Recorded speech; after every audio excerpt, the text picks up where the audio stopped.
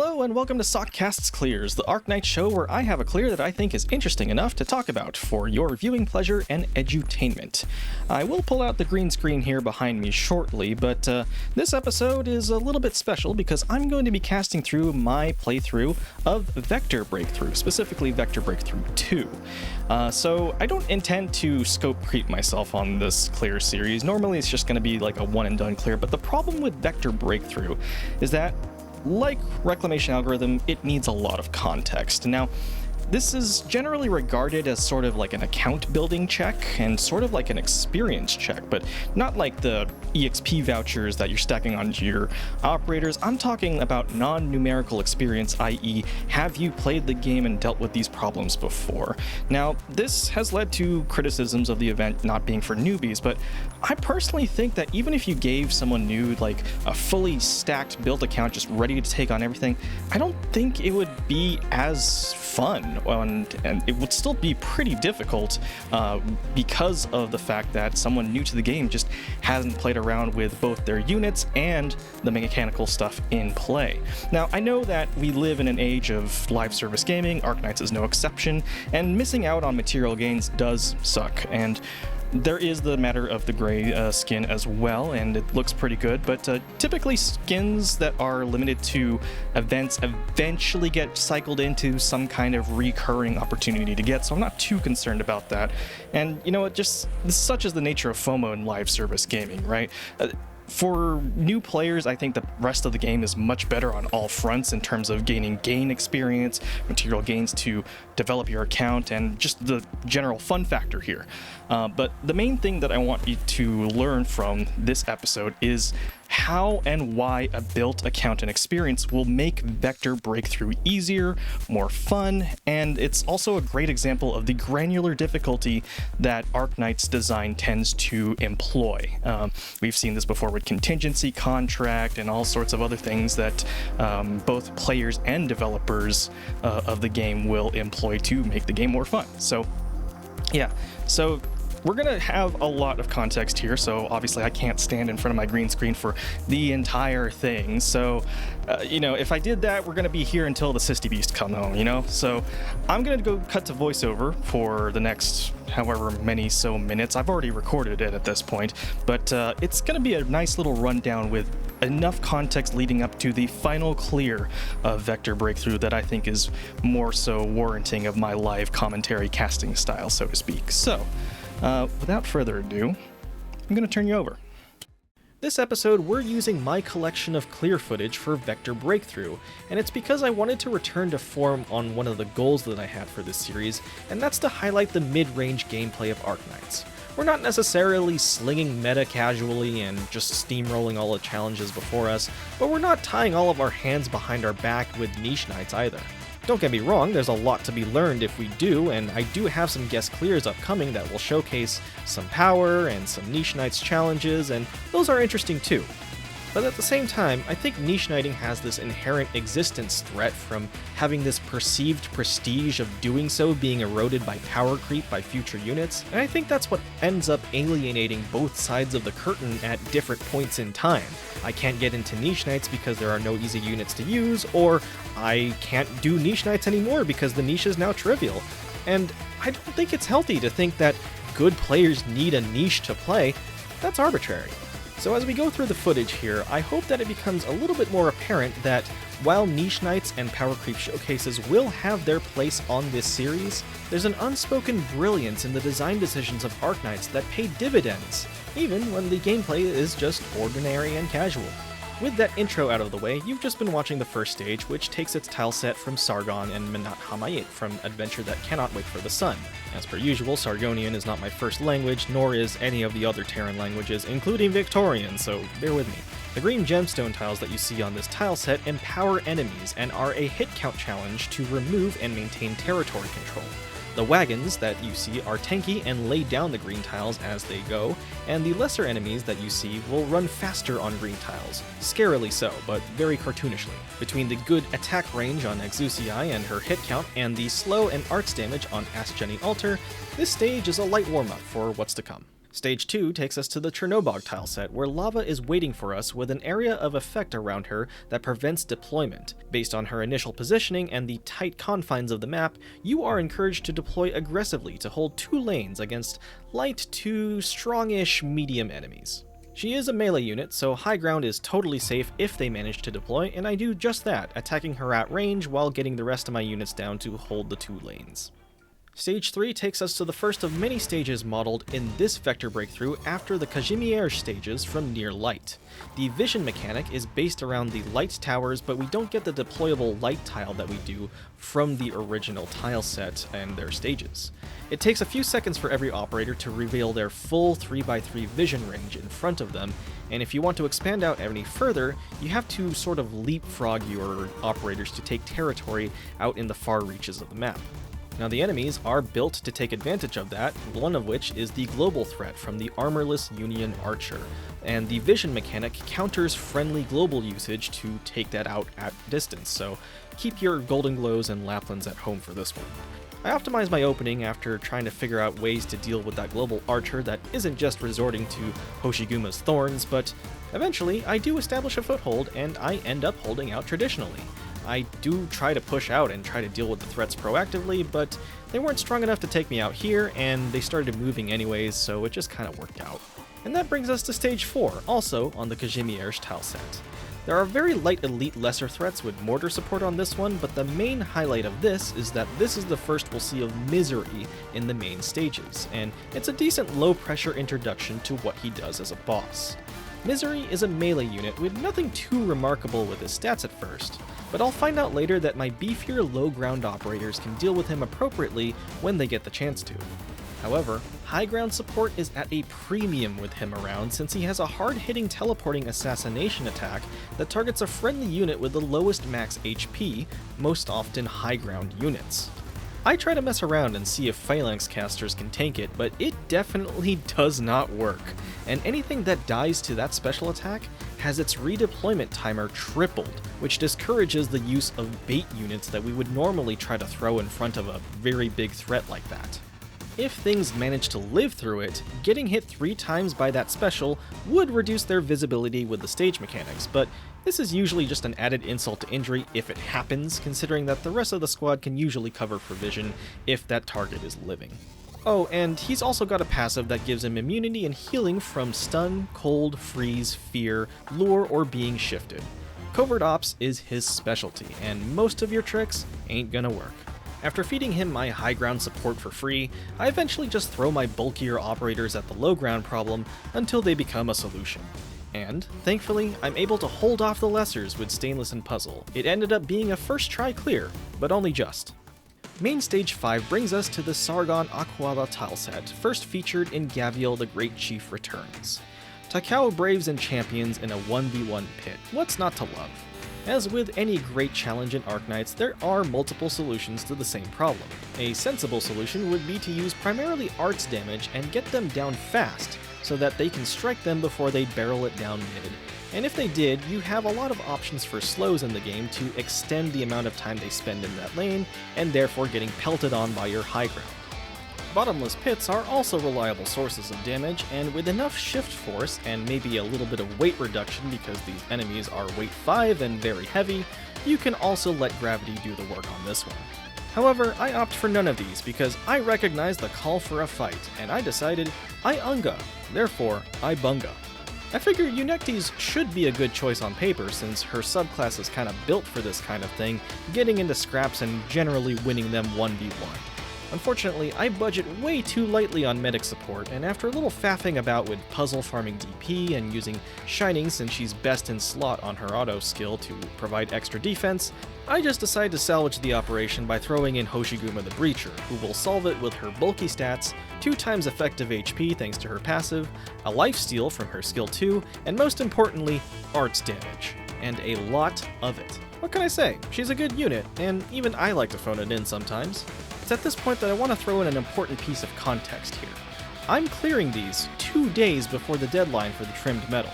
Now, yes, account damage is a social construct, but I'm a year 1 doctor, I've been playing since launch, I should have enough power in the tank to do so, and I simply procrastinated, so that's on me. These first 7 main stages of Vector Breakthrough are being done right after I finished a 4-hour session of going through the first of 1000 Autumn's challenge stages. And so at this point I'm getting tired and getting a little bit fatigued from all the Arknights that I've just been having to play. And this is what I mean. A lot of context is key. Things might not always go to plan, and it's important to see how we react and how we adapt to these situations depending on what is called for. After these first 7 main stages, I would end up finishing the trimmed medal on the night before the deadline, so I had a deadline to meet, and while I do have some soft self-imposed rules, I'm really not a Niche Knights player, and this won't be the last you see of some more recent additions to the 6-star Firepower squad. Let me put it this way, the niche is my taste. Does that make sense? I'm not like the other Niche Knights players, I'm worse. Grab the sticker. Oh, hold on. You guys talking about this sticker? Anyone in here watch Apothecary Diaries? Now we move on to Stage 6, Parade of Ashes on the Kazimierz tile set. Uproar is now our main threat. We enter a tricky situation where expanding through the bottom lane is made impossible through the Dublin Fireball casters. These are remixed enemies that wouldn't be in this tile set normally, but because this is a remix meant to be hard rather than an introductory course, map designers have free reign to mix mechanics together to ensure that you're never just dealing with one problem, which is fantastic game design if you're already accustomed to dealing with the problems in isolation. I opt to take the top lane to expand, using Monster's healing and low ground presence to take on Uproar and his backup while weathering the storm of retaliatory arrows with her healing. I use a stainless turret to enable this, making sure she's able to heal in her low ground form in case no enemies in range are there to trigger attacks. I then push into the high ground watching the Dublin Firecasters, where I clean them up to end the stage. Or at least, that was the plan, but thankfully I had enough spare bodies to throw at the problem of my botched execution. Stage 7 takes us to the Stoltifera Navis tile set, where Nervous Impairment and Nethersea Brand are the main threats to deal with Leaf Carpet commanding. Silence, the status effect, not the operator, is very strong here, but it's not infallible, and I still fail to contain the spread in the course of this clear.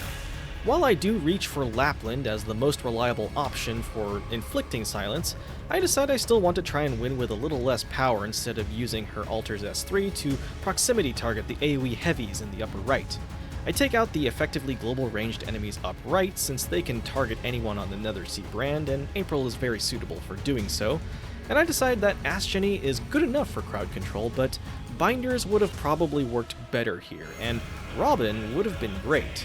What would have also been great is if I had kept track of the enemies at the top of the screen, because one of the heavies from the upper left almost makes it to my blue box and flattens Flametail in the process before I realize it and put Thorns on April to finish the job before we get further leaks.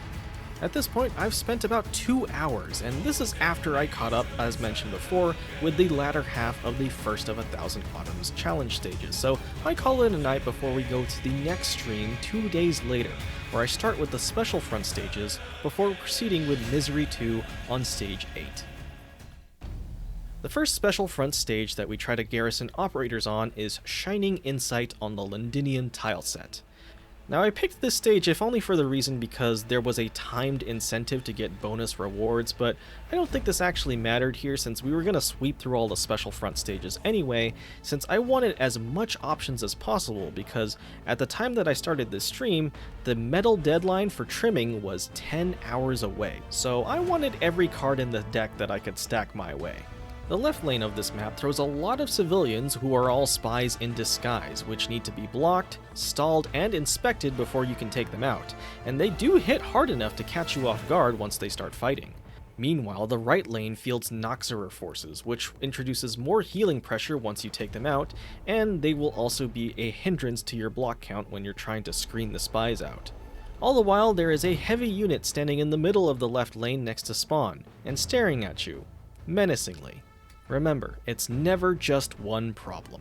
I try for a mix of wave clear and roll compression, faffing around with Centurions, various ranged units to screen spies, but ultimately settle on Radian.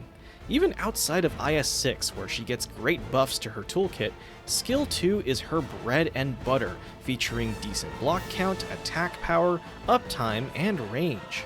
Summoners in general are able to get a lot of jobs done when played correctly, but in standard gameplay they can be hard to work with in a greater team when they take up deployment slots and DP. I didn't feel too good about committing a very good unit already, but I figured that this is in the bottom half and is naturally harder because of that, so I gave this a pass. The next special front stage that I tried was 13, Self-Defeating. This is on the Latanian tileset from Twilight in Volumund. We're back to the early classic with a clown car twist. There's a transport enemy from Ideal City that reroutes tanky mud rock golems that it captures to go to the closer blue box, which is a very difficult tank test if you ever try to take that head on. I mistakenly think that we'd have time to deal with the car, and we'd need to capture the towers with my favorite option for doing so, Trap Masters, specifically Wolfenite. Turns out the towers are already captured, so after a little experimentation and realizing that we just need to kill the car as fast as possible, I opt for a classic Ayafyala burst on skill 3, combined with some sleep and slow stalling with a partially built grain buds to buy time for Aya's skill charge. And then we have SP14, Suffering's Bite on the Siracusa tileset. Every good set of Arknight stages will often have a singular stage that will stand out from the rest for one reason or another, and this one was mine for this special front. There are only 4 enemies on this map. There are 2 ranged possessed enemies on the flanks, 1 melee possessed who will barrel down mid lane, and 1 crossbow mafia to round it out. Possessed enemies hit hard and have a high HP pool, but they suffer self-damage over time to pay for that power, and their defenses are somewhat mediocre apart from that dwindling HP pool. Attacking them at range, slowing them down, or inflicting crowd control are all valid strategies to deal with them, but this stage is limited to 3 operators, and I don't know what kinds of operators I'll need to commit to other stages yet, since I'm fixating and not scouting around. Don't be like me. Slowly, I concoct a plan to use 3 units that might not be useful later on, but are doing very specific jobs here. If I had knowledge, I could simply make more informed decisions, but since I'm playing blind for the content, I'm more willing to experiment a little, and this ends up being my favorite stage from a solving experience standpoint. For this stage, I pick Lunacub, Kafka, and Phantom. Lunacub is a Deadeye sniper who isn't otherwise too much to write home about stats-wise. The class is good at picking off small numbers of fast-moving lessers like Wraiths, thanks to its wide range and lowest defense priority targeting, but the attack speed leaves much to be desired against swarms. However, Lunacub has Camouflage, leaving her untargetable and effectively invulnerable on this map since there is no AoE to splash on her, and she'll only lose her cover if her skill is active. Her skill 2 is better suited for clearing out steady trickles of lessers and chaining kills together to maintain her camouflage, so since we don't have that, we go for the straightforward punch of skill 1. Her job is to sit underneath the range of the lower lane possessed ranger, taking free pot shots from camouflage. Later on, she'll have enough range to harass the other lanes too while under her skill buff, and it's her relatively safe DPS that we rely on to get the job done. She cannot move, however, and we need a little extra support to make this happen. Kafka is up next with one of the weirdest executor kits in the game. Skill 1 turns her into a sleep bomb, which has its usages, but I instead opt for skill 2, which lets her attack from a very specific range with a burst of rapid hitting arcs damage. While her skill is up, she also has camo, but that isn't too terribly relevant here other than to let her finish the skill duration in relative safety. She gets thrown down onto the bottom lane to help kill the lower lane ranger and to stall out the middle lane threats when she's done, as well as an additional source of fast redeploying damage later to mop up. I've been meaning to get her promoted for a while, and this is the event that I give myself the excuse to do so with my stockpiled resources. A little investment goes a long way, and while I could have just used more powerful units, I just needed the math to work out and I know what I could expect from her kit, and that's exactly what I demanded. And finally, Phantom. While he does have an integrated strategies module now, this Year 1 operator has languished somewhat against the flashier and more reliable options of future executors. However, while other executors can maybe stun or deal lots of damage, I have no idea if I want the option to use those more powerful operators elsewhere, so I commit to the bit because it's solving multiple problems with one choice for me specifically. I opt for skill 3 because it has a chance of inflicting stun, something that can help deal with the possessed enemies. Being fast redeploy means he can reposition once one lane is dealt with, and his clone ends up being an extra piece of HP that I can use to help stall mid lane further underneath Lunica's range. I try different deployments to see if I can get away with taking out the side lanes before stalling middle, but ultimately I figure out that I use one deployment without clone on the bottom lane to help the girls clear it out, and then since we don't have to wait for the clone cooldown, we use another deployment plus a clone in the mid lane to stall out the melee guy while still under threat of the top lane ranger who is still alive. Thing is, we have to roll stun. Otherwise, the melee DPS will overwhelm his otherwise squishy health pool quickly and take out the clone while he's at it too. And if the main phantom dies, the clone dies for free. It takes well into an hour of trial and error, repeated runbacks, and emergency leveling of operators to climb closer and closer to success. But eventually, I get the RNG that I'm looking for, and the garrison is safe. I won't pretend to be a skilled player here. This clear was contingent on me giving into the temptation for a bit more wiggle room, and I used resources that I could have used on more powerful units, and I'm very spoiled for choice. But sometimes, in the course of playing Arknights, you just stumble upon things like this that you just have to know if it works or not. Not everyone has the time like this to go this hard. I know I don't in most circumstances, and newbies will have a rough time with a narrow roster. But when everything lines up just right, there's a level of satisfaction in knowing that your clears are your own, and you just won't get this if Arknights wasn't like this sometimes. And for what it's worth, it's not to say that others won't ever have this experience if they follow a guide. More often than not, guide clears aren't followed to the exact letter because gacha luck and personal preference often encourage substitution with different rosters of operators, which is great for incidental improvements for even the most casual of account maintainers. Now for the rest of the Special Front, which we're going to cover in a sort of rapid-fire cleanup. Special Front 4 is Unending Drone. This stage calls for snipers. We have aerial enemies. You can go with decently strong marksmen, since that's definitely their specialty, but Totter's range, targeting, and attack scaling makes him fantastic against the special drones, and Jessica is more than enough to cover what he can't reach. Special Front 2 is Return to Start. The Durin casters of Zera Erza are usually just annoying normally, but if I only get one high ground operator to face off against them, and a tight map that I can't outrange them with, I reach for Hibiscus the Purifier to roll compress healing and harm to outlast the magic onslaught with some potent arts damage of our own on a short, bursty skill cycle with skill 2. Special Front 3 is Heart of Still Waters. You could burst down the Archosaurus with arts damage from high ground with no blockers, of which I'm told the original 5-star Leitze is a great solve for. But just like Main Stage 5, when I see a def down tile in the dead center and units that only take damage from their blocker when they're blocked, I take it as a challenge to draft in a Crusher to smash their faces in, because 50% of 0 defense is 0, baby.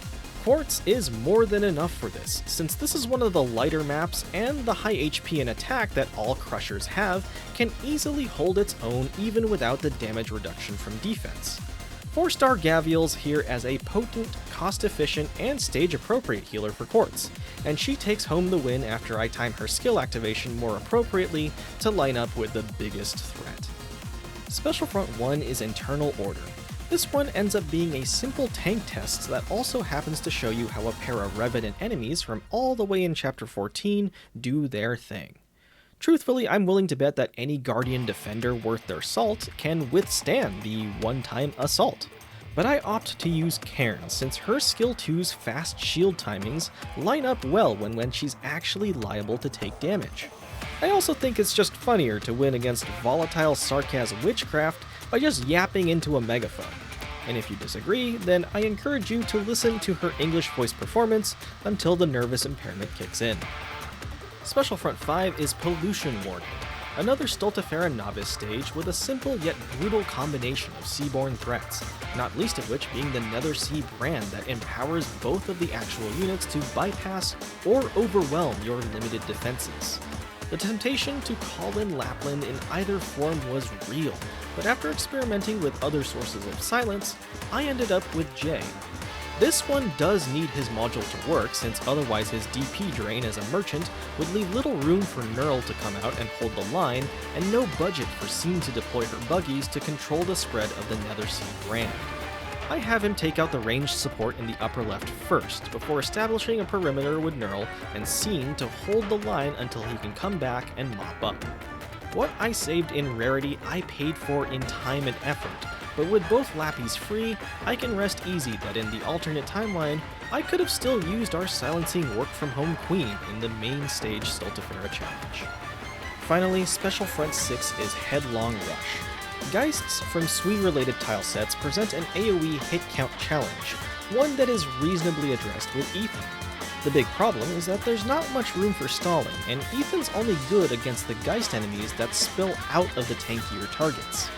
Partway through, a person in my chat tells me about TT being a good option, and while I don't have her fully built, I know that she's very usable at E1 with her skill 2 being the bread and butter of her utility. With Ethan as a relatively safe conduit to heal and cluster enemies, TT is able to sleep the enemies and deal repeated hits on the Geists, making her one of the best ways to deal with this stage outright. I end up using Chubai to be the last team member to deal with the bigger threats in the middle lane, reserving Ascalon for the main stages, until I could figure out later that I would actually rather have Chubai in the main stage, and I can safely substitute Ascalon here to hard carry with TT and Ethan using the sleep to stall for Ascalon's skill uptime to be just perfect. In fact, stalling for SP using sleep is what I consider to be an underappreciated utility, so I'm glad it was relevant here. With that, we move back to the main stages right into the second Misery fight. The supporting enemies are ramped up from our first encounter, but the Misery threat is still relatively the same, except for the fact that he now has a phase 2 that is a little weird but not too bad to deal with in hindsight, as long as you can work with a relatively smaller map at first, and have enough units to leapfrog your way to illuminate his path in phase 2. These differences are well documented in the enemy previews, by the way. Unlike main story stages and integrated strategies where the enemy roster is hidden until you encounter their spawns for the first time, modes like Vector Breakthrough, and incidentally Reclamation Algorithm, shameless promo, gives you perfect intelligence of the threat ahead. And I'm not sure why other parts of the game don't do this too, because I think it maybe encourage some people to prepare more and engage, rather than feel compelled to look at guides or the wiki and disrupt their flow of the experience. Now, this fight is special, not because I do a particularly good job with my tactics, but because I accidentally stumble upon something that ends up being my core strategy upon discovery. You see, my 6-star Pioneer Vanguard of choice these days is Flametail, and it's for a very silly reason. She's the only Pioneer Vanguard in the game with a lazy skill 1 that actually does something besides give SP, which is to give her 1 guaranteed physical damage dodge. If I'm clearing something for the first time and I don't feel pressured to do hyper meta or weird things with any of the other Vanguard subclasses, I like seeing how stages are balanced against the good old bread and butter original Vanguard style of play that you're encouraged to do in the very beginning of Arknights to buy time for the rest of your units to come online. The rest of her kit is a cool dodge-based addition to the Kazimierz Vanguard lineup, but none of that matters in my playstyle. I just like reliable options that I know what to expect with, and she's one of them. After trying to solve the first phase for a while and continuing to try and fail at keeping high ground operators alive, since the redeployment timer extension especially discourages throwing bait operators to tank the hit, well, this happens. Oh boy, triple redeployment time, you love to see it. Thorn survives that. That's what they say. Any instructions for me? Oh, we can dodge it, nice! Wait! Flametail! Hold up! Yo, we give her the juice. Like, actually though. I'm going stainless skill 2. Haha, losing sight.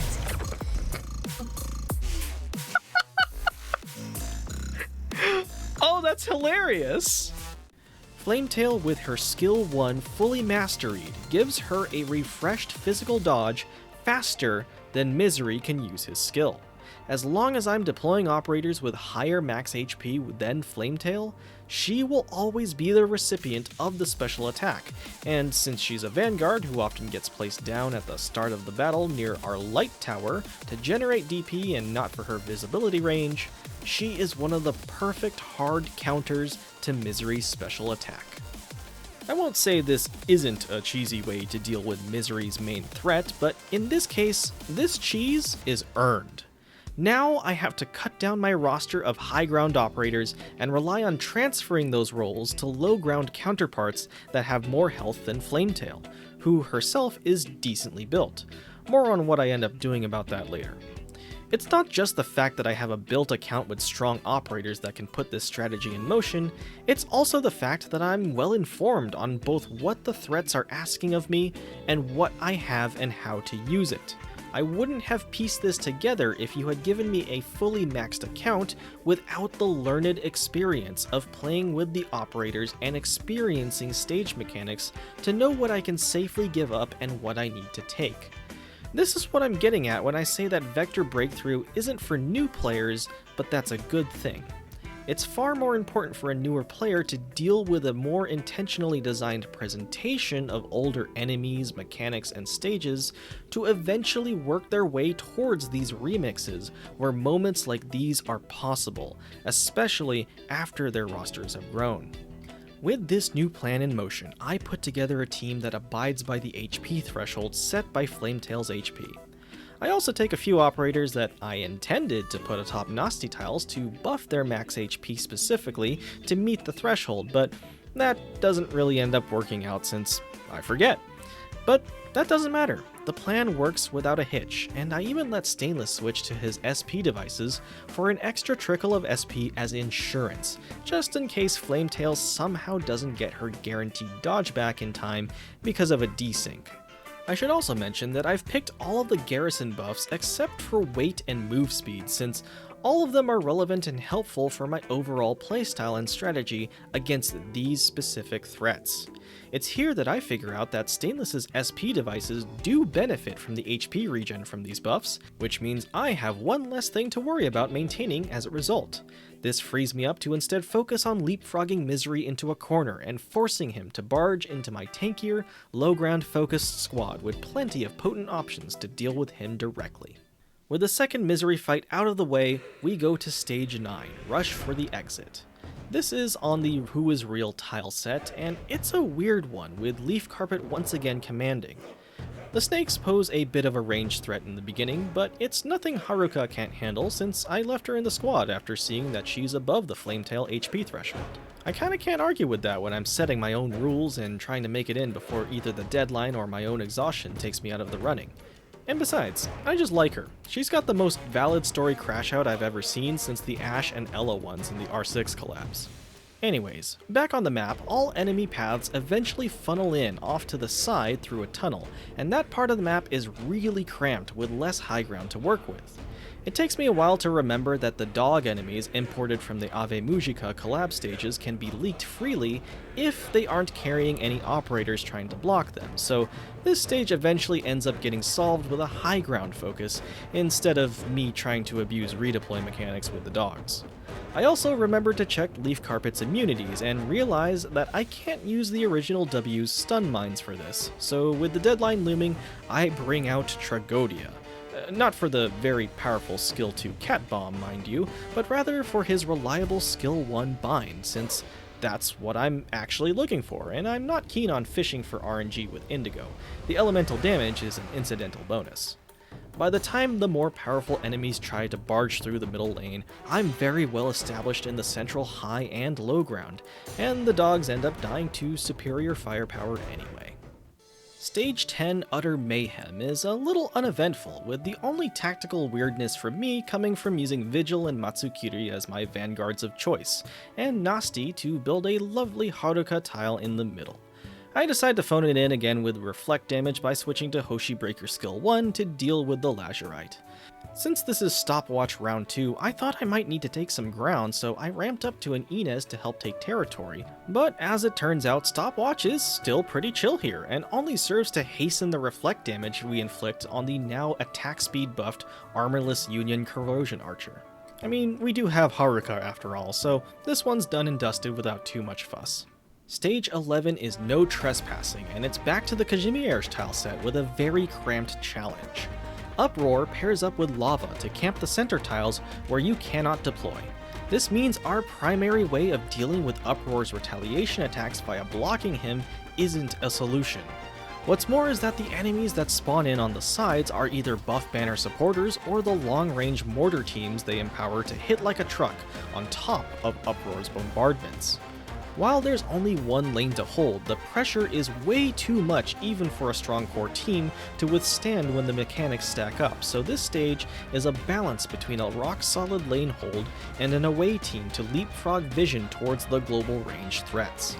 I opt to take the low ground route, which is kind of awkward, a bit messy, but it works. I bridge the gap and send over units to kill the buff banners, which is enough to make the enemy artillery safe enough to weather through without further fortifications, and I simply hold out until the campers pack up their belongings in mid to concede defeat.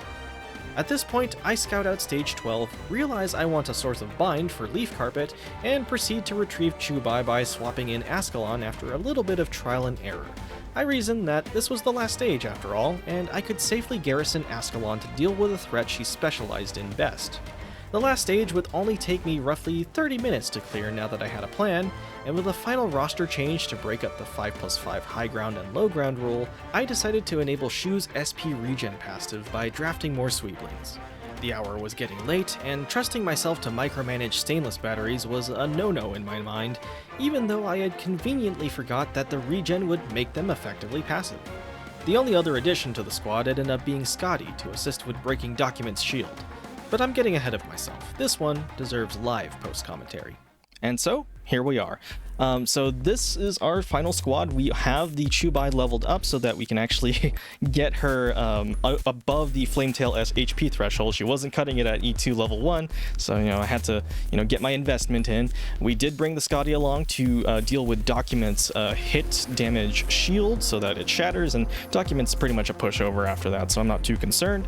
As far as the garrisons are concerned, you can see the ones that I've taken all the way over on a place that my arm span cannot reach. Not all of them are necessarily relevant anymore since the enemy set has changed, but for the most part, like all of the ones that were offered for the first week or so, they're pretty good to take, and they're all helpful in their own ways, and we're not dealing with a lot of arts damage either, so that advanced version of the bottom one is pretty well worth taking. So let's go ahead and start our playback here. Doing some last minute checks there, and this is after, again, 4 hours of streaming. You've got the context now, and I'm fatigued at this point, right? Like we've got a lot going on, and I've struck a balance of my personal style and what I want to bring to just kind of get it over with, within reason, right? So it's all about pushing the limits to whatever you can handle within reason and still having fun with it all, right? So Flametail to open, she's going to be generating a whole lot of DP for us, and of course I'm going to bring the Haruka to establish a baseline. Chubai is in the back line specifically because her range, the way that I'm going to set this up is she's going to target anything that can't be blocked, and of course she does get rid of these wraiths pretty easily for that reason, but she's really effective in this position specifically because we can stall the blocked enemies. We don't necessarily need her to target those, but we do need to target whatever gets past, and I'm just going to make a nice good conga line here so that this can actually happen. We'll also set up Thorns. He's just a really good DPS. I've been using him forever, and I'm going to also opt for the Chongyue to help deal with more area splash damage here. I really just like his skill 3. It's a very nice lazy skill. Misery has been out on the field by now, and so Flametail will be tanking every single hit of his special attack. It's really that simple, and I wouldn't call this brain dead because a lot of prep work was involved in figuring this out. but it's such a satisfying payoff. I have no other words than just, you know, it's so satisfying to figure out and discover these kinds of strategies on your own. So you can see with the Wraith Wave, we've got a whole bunch of Wraiths going back past the block point here. We set up Shu as our frontliner, and all of the area damage, all of the DPS, and of course Chubai's bind and crowd control work really well here, and that's a clean phase on Misery. Now honestly, I probably could have committed, like, I don't know, a U or something here, or just maybe one of our tankier defenders that isn't self-sustaining, probably the Nyan, because we've got more than enough healing with Haruka on board here. If anything, I really should have had Shu go down bottom lane here, thanks to the phase 2, because we're only going to have low ground units down there, and they could use a little bit of support, right? But in the end, it's fine. It's okay. Here comes Leaf Carpet. She's just going to get bound, and there goes Leaf Carpet. And then of course Misery here, he's actually gonna, you know, kind of chill here. He's just gonna take a step in the vision and a step back. He really isn't that much of a threat, and I'm gonna cut out a lot of this clear later, or at least like speed it up in editing, because after we've dealt with all the other threats, Misery's just not much of a threat at all. Stopwatch over here, Stopwatch is gonna chill in the shadows here, and that movement speed buff can be really nasty depending on, like, you know, what you've got set up, but it's also pretty much a non-issue. Like, we could creep forward with this new light tower there thing and just kind of, like, you know, smoke her out here, but we really don't have to, and I correctly recognize that. And now we're gonna do the vision leapfrogging in the bottom lane to flush Misery out into the light tiles, and it's kind of a mess because I don't realize this at the time, but Misery's gonna go towards the top lane of light tiles and pathfind towards there, and that's, well, we'll get there. We'll get there. That's when I'm gonna kind of skip past that. Here we see Document, and I realize, okay, now's the time for Scotty, so we're gonna drop Scotty in. Document's hit damage shield. You have to have a singular hit that's big enough to shatter that shield before Document takes any damage, and Document does have some pretty hefty stats, so once that shield is down, Document is pretty much deleted, and we are fine. We do have Knight's Mora in the bottom lane, so Hoshi there is going to take a little bit more damage than she should, just because we don't have the vision behind her, but no real big deal. Stopwatch at this point is on the move, and so Stopwatch should fall soon and not give too many crazy buffs. We're still trying to leapfrog to take Misery out, but there goes the last wave of Wraiths here. Plenty of wave clear to deal with that, and that is that. One more Knight's Mora here, and I guess it's just like a handful of enemies here. We're at 25 out of 29 kill count here, so here comes the Knight's Mora. Stainless is gonna take one or two for the team here before I choose to retreat him. I'm kind of like regretting at this point not taking the Stainless turret, because at least, like, you know, if I took the Stainless turret, Hoshi would have something to do here. The turrets don't provide vision in this vision mechanic, sadly, so it's only operators, but I would have loved to have some turret extensions there. And now we just clean up, really. Like, so we've got a little bit of cleanup here with Stopwatch finally. We did have to retreat Chongwei in the interest of deployment limits, since, you know, we're dealing with all this mess in the bottom lane. And the Knight's Mora, they are kind of hefty targets here, but it's nothing too bad that Hoshi can't handle. She's just such a strong unit, and I just really like having her here on skill 2, just because, one, it's an auto skill. I love me my lazy knights, and two, it synergizes well with Stainless's turrets when I normally use them, since it inflicts a lot of hit count really quickly. And who doesn't love lifesteal either? The self-healing really brings her into a whole nother level of power, and I can appreciate that. I can appreciate that, especially when, again, I'm time crunched. It's been a 4-hour stream, and you know what? I just want to play the game, and that's exactly what I do here. Right, Misery is just chilling here, and I will get my ducks in a row eventually. So let's move it along. This watch isn't even on right now. Smart watches are a scam, by the way. Like, the battery life is garbage. I've wanted to get a Pebble, but can't really afford that, because, you know, content creation pays fractions of a penny if you don't shill your Patreon, which I do have one, and there are some of you in there. who might know what's going on. Oh my god, Misery! Misery's taking damage, thank goodness. Right. And he's out of damage again. Yeah, no. It's... yeah, we're gonna be here for a while. Look at me. Look at me. I'm thinking so hard. This is all the neurons firing off. It's... Come on. Come on, buddy. You can do it. You can do it.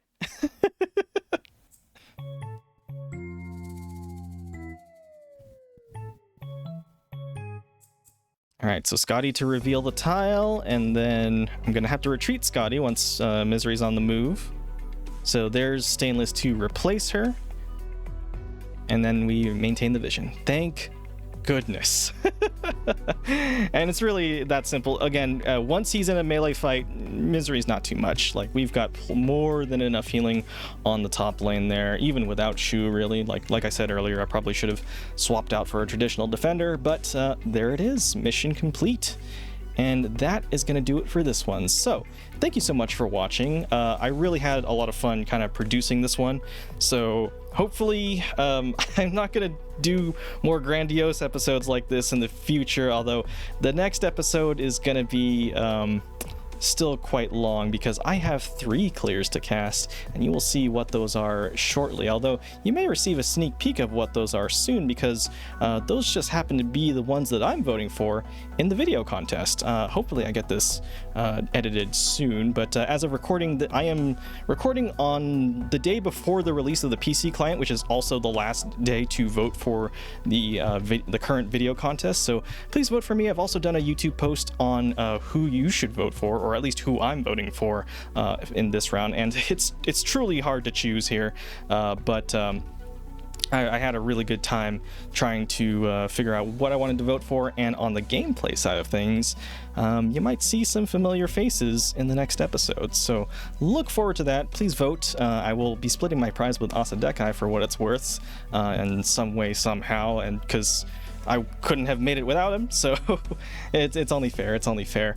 And yeah, that'll do it. Thank you so much for watching. If you have a clear that you think is interesting enough for me to make a teachable moment out of, then go ahead and send it to me. Again, I don't just want like the high-end, top-end clears. I do want some scuffed clears. I want some struggle in there, and I want to, most importantly, see what your decision making is like, and more of the context behind your clear as a result. And it might not be like the most incredible thing for a lot of people, but I just want to take the time to appreciate the process that goes into playing the game. That's all it is. That's all it really is. So please take care of yourselves and each other. Send your suggestions down in the comments below, or on my Discord, where I've got a forum to collect all the submissions, and I will review them and get through them once I get over the next special episode. And I also will be streaming on the day of the PC release a little bit later in the day, hopefully with something special if I can get it to work right. So I will see you guys then. Take care of yourselves and each other, and I will see you guys next time.